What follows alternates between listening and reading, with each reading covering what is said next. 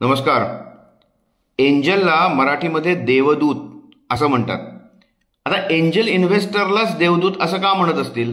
मी पण एक angel investor आहे, मला तर फार भारी वाटतं देवदूत वगैरे म्हणलेलं.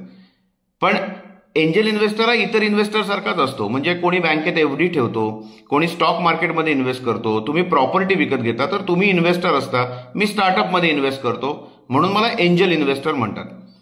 तर का एंजल? कारण जेव्हा स्टार्टअप फाउंडरला कोणीही विचारत नसतं ना, तेव्हा हा एंजल जातो आणि स्टार्टअप फाउंडरमध्ये इन्व्हेस्ट करतो.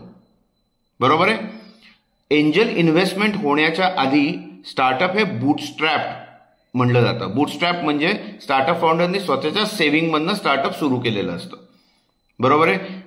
एंजल इन्व्हेस्टर जे करतो त्याला सीड फंडिंग म्हणतात, कारण ते आयडिया स्टेज किंवा सीड स्टेजलाच तो फंडिंग करतो. बूटस्ट्रॅप आणि सीड फंडिंग दोन्हीचे आपले व्हिडिओ आहेत, तुम्ही नक्की बघा. एंजल